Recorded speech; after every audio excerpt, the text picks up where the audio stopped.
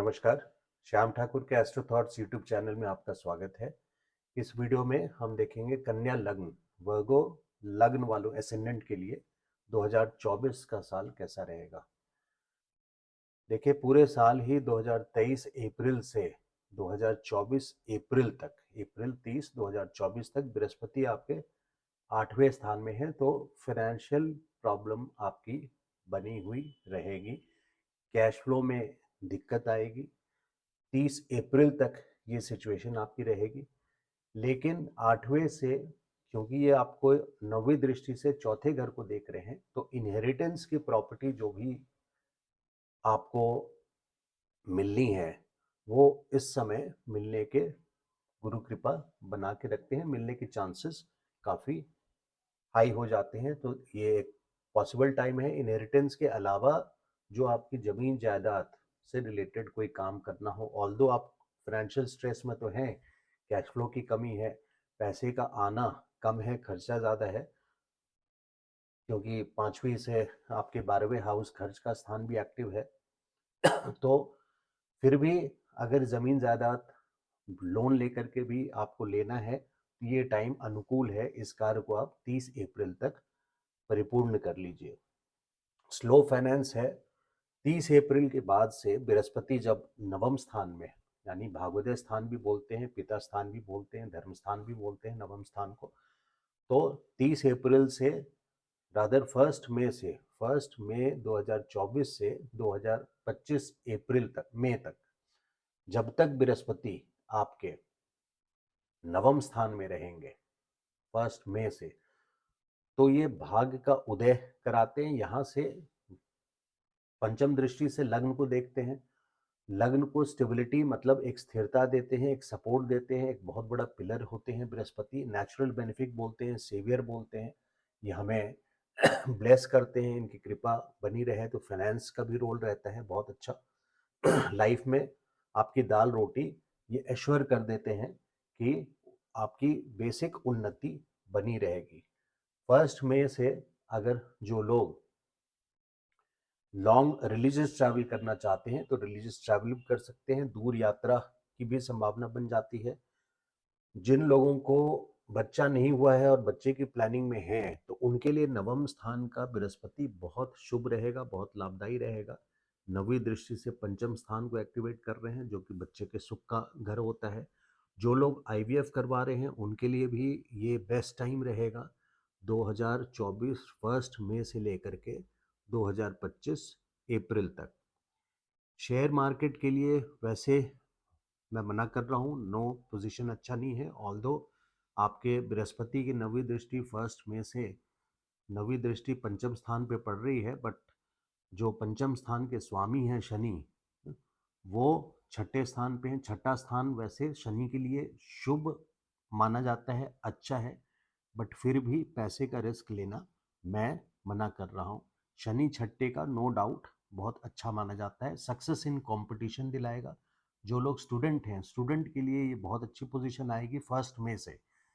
अभी क्या था कि स्टूडेंट बहुत मेहनत कर रहे होंगे, लेकिन उनको सफलता नहीं प्राप्त हो रही होगी, जो कन्या लग्न वाले हैं, क्योंकि गुरु जो नॉलेज को रूल करते हैं, वैसे आप लोग बहुत इंटेलिजेंट हैं।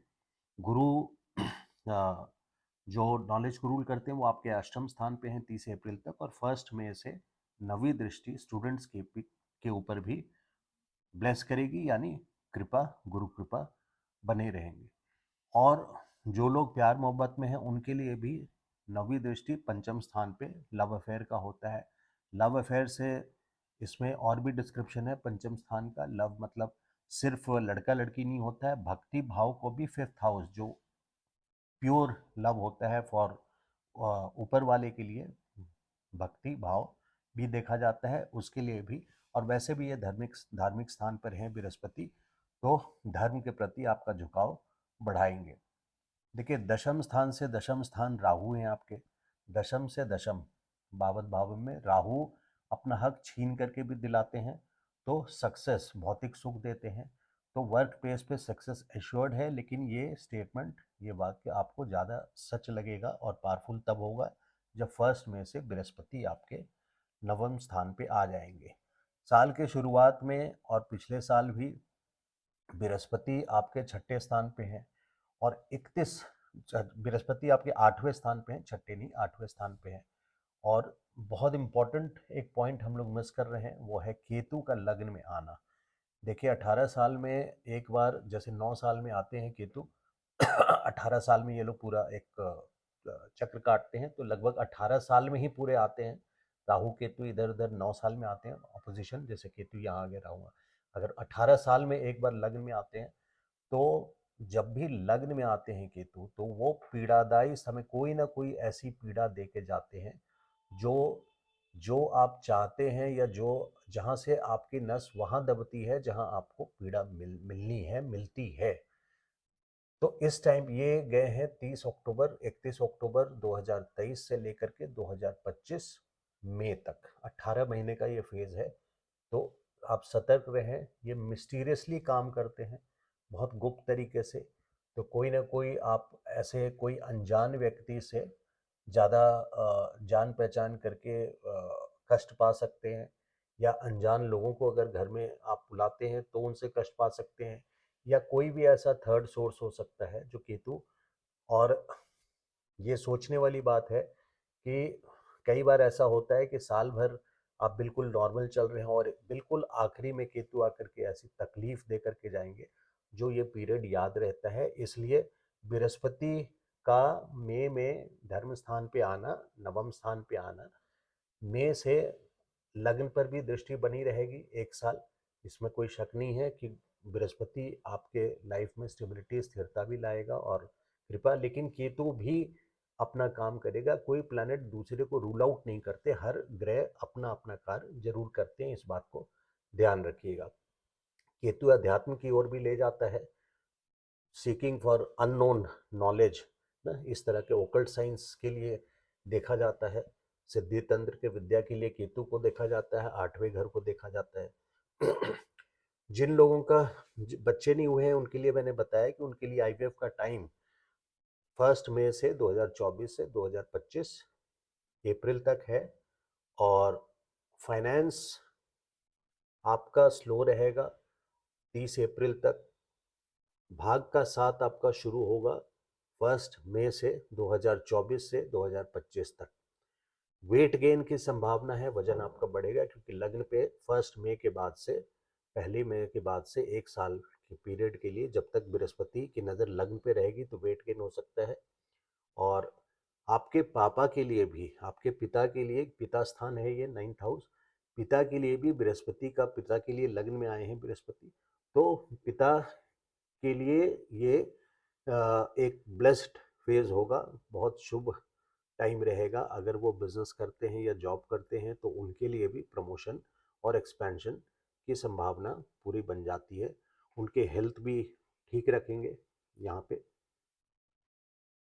और शेयर मार्केट हमने डिस्कस कर लिया कि शनि छठे में है, इसलिए मैं रोक रहा हूँ। हालांकि कमेंट सेक्शन में बहुत लोग लिख सकते हैं कि गुरु की दृष्टि है पंचम स्थान पे, तो शेयर मार्केट में इन्वेस्ट कर सकते हैं, लेकिन मैं कॉशन कर रहा हूँ। देखिए शनि छठे में बहुत अच्छे होते हैं, लेकिन यहाँ पे इम्पोर्टेंट ये है कि मेरा ऐसा मानना है कि कहीं ना कहीं आपको लिटिगेशन में, किसी तरह के लड़ाई झगड़े में भी इन्वॉल्व कर देते हैं। हालांकि उसमें आपको सक्सेस मिलता है और मिलेगा, क्योंकि बृहस्पति आपके नवम स्थान पे रहेंगे, भाग आपका साथ देगा।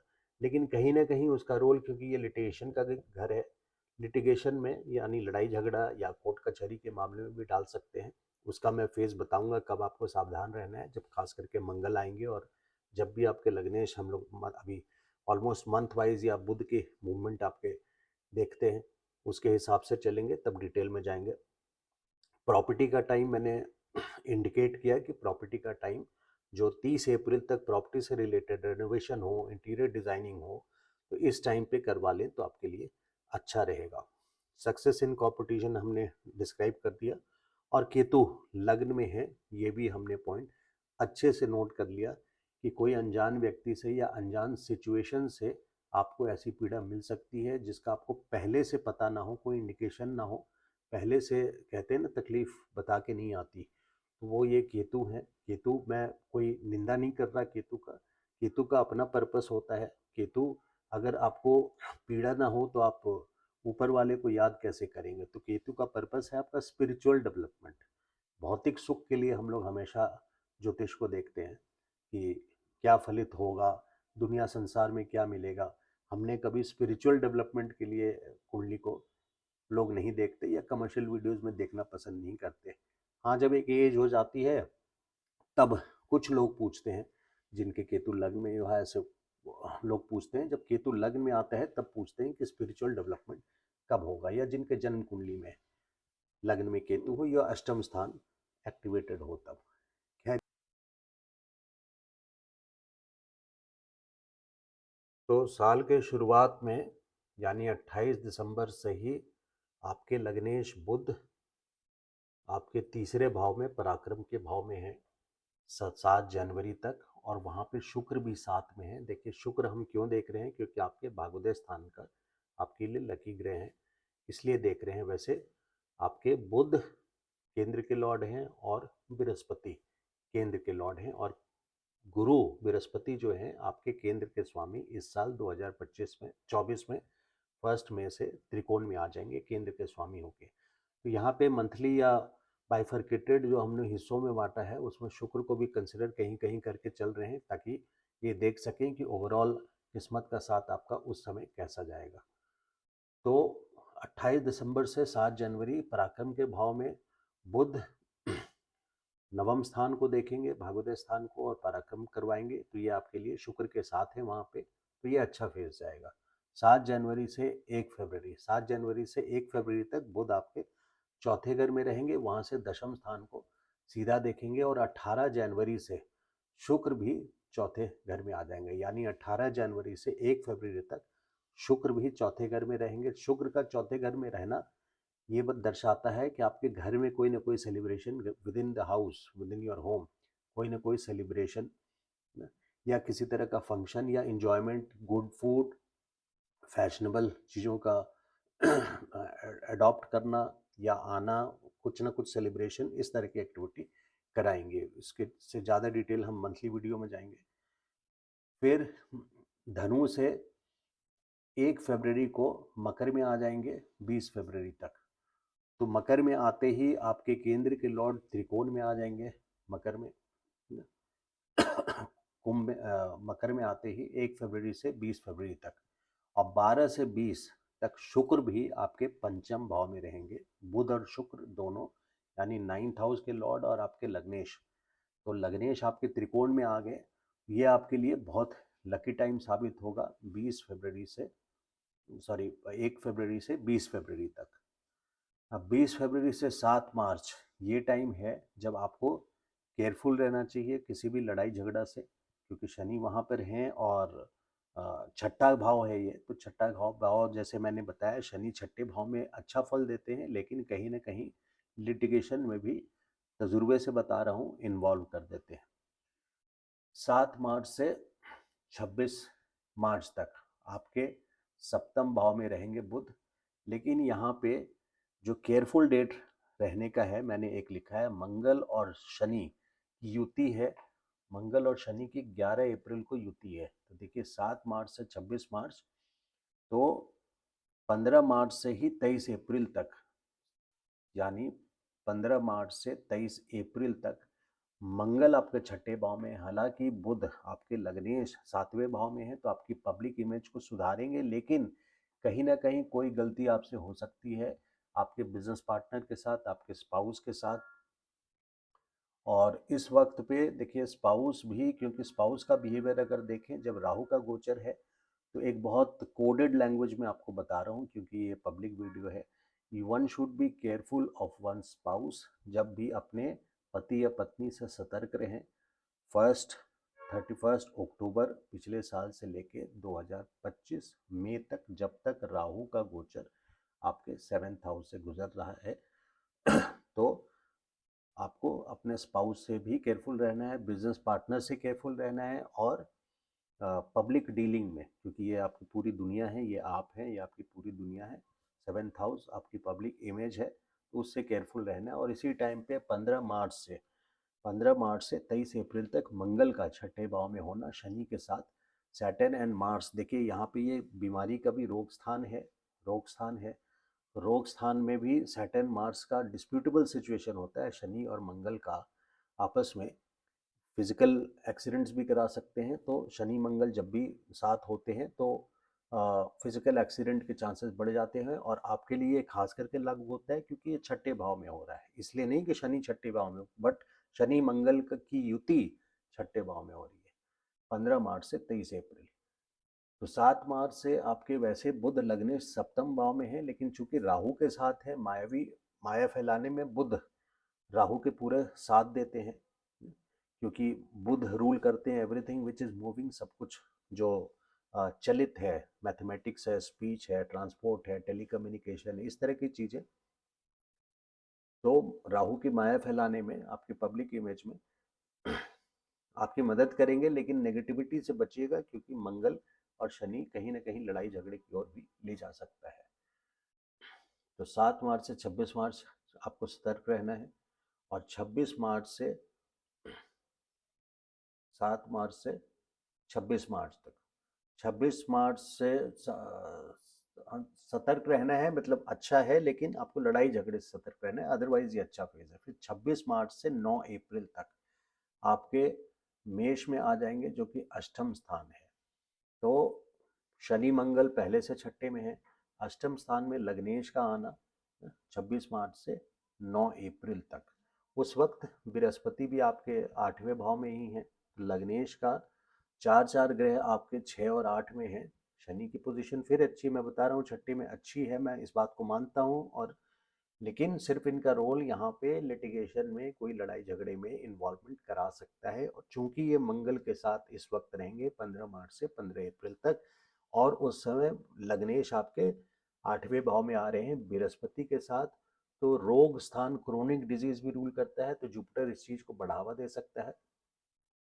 तो आपको इस टाइम पे सतर्क रहना है 26 मार्च से 9 अप्रैल तक, जब तक लग्नेश आपके 8वें स्थान पे है। 9 अप्रैल से वक्री हो गए बुध यहाँ पे, 2 अप्रैल से 25 अप्रैल तक वक्री रहेंगे। वक्री की सिचुएशन में होता क्या है, मैं जानता हूँ ये वीडियो डिटेल बना रहा हूँ, इसलिए बहुत सारी डेट्स में बहुत लोगों को कन्फ्यूजन होगा। इसको आप रिवाइंड करके मतलब बार बार देख सकते हैं मैं क्या बोल रहा हूँ। 2 अप्रैल से 25 अप्रैल तक एक आपकी अंदरूनी स्थिति अस्थिरता की बनी रहेगी। हालांकि पोजीशंस आपके बहुत खराब नहीं है इस बीच में, लेकिन अस्थिरता आपकी बनी रहेगी।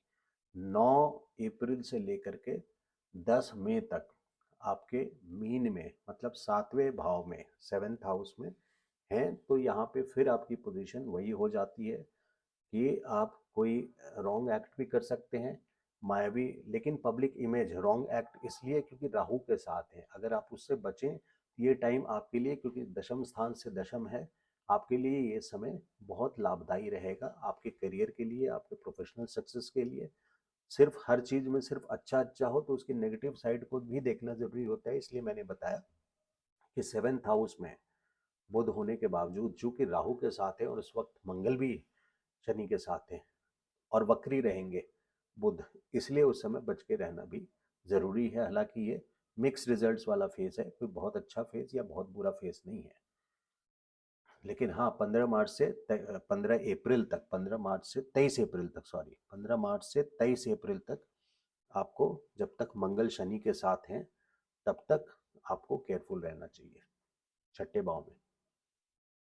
फिर मीन का हमने डिस्कस कर लिया। अब मेष में अष्टम स्थान में आ जाएंगे 10 मई से 31 मई तक।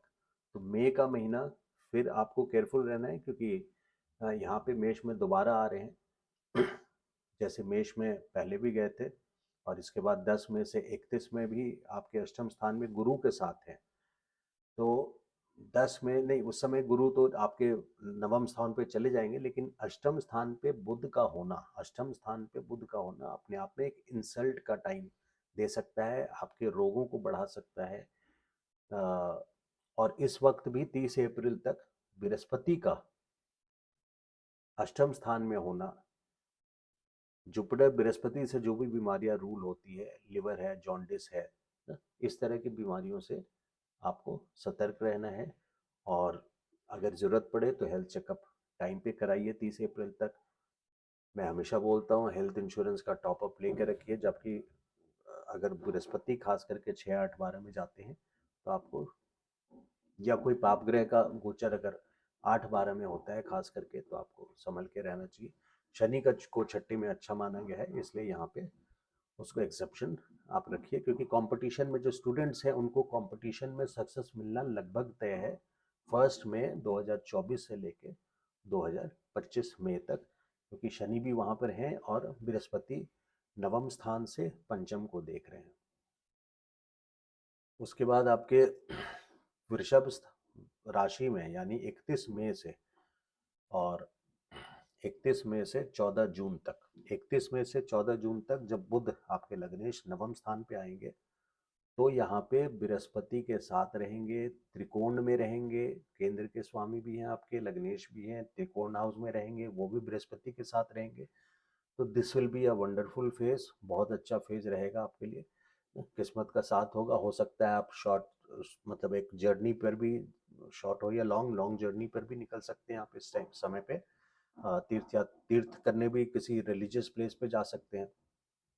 और वीनस भी वहाँ पे 12 जून से आ जाएंगे, तो 12 से 14 यहाँ 2-3 दिन ही मिल रहा है, लेकिन फिर भी बृहस्पति के साथ लग्नेश का होना पूरे इस समय 31 मई से 14 जून तक, ये 14-15 दिन का फेज है, आपके लिए बहुत अच्छा रहेगा। 14 जून से 29 जून, देखिए 14 जून से 29 जून आपके प्रोफेशनल करियर के लिए, क्योंकि दशम भाव में बुध रहेंगे, और दशम भाव में बुध यानी कि आपको आपकी activity schedule, professional life, business हो या जॉब, बहुत बिजी रखेंगे, राइट डायरेक्शन में रखेंगे, और ये इम्पॉर्टेंट है आपके सक्सेस के लिए इस समय जो कि आपको ऐसा समय बहुत टाइम के बाद मिल रहा है, क्योंकि 1 मई से आपके आ जाएंगे बृहस्पति।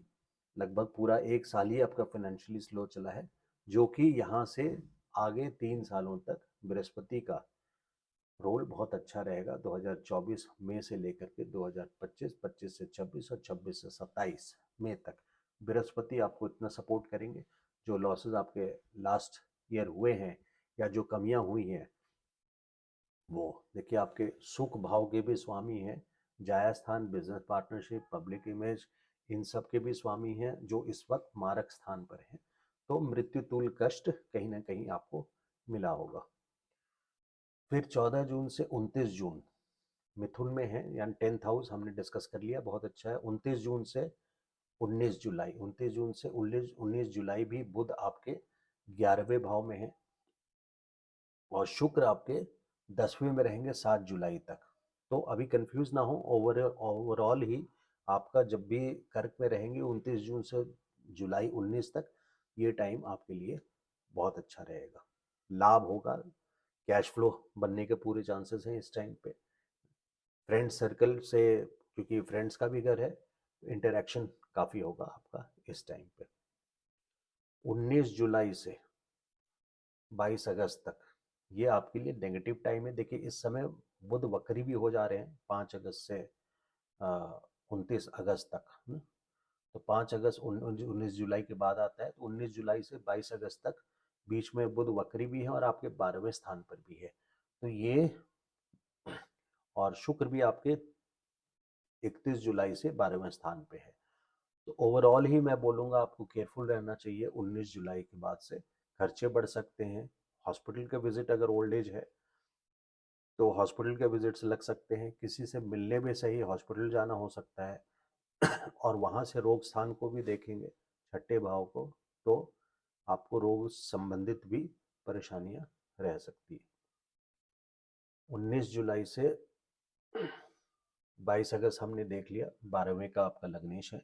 22 अगस्त से 4 सितंबर आपके वापस वक्री होके 11th भाव में, तो ये आपके लिए बहुत अच्छा समय रहेगा। दोबारा लाभ स्थान पर है तो कैश फ्लो होगा और फ्रेंड सर्कल से मिलना जुलना होगा।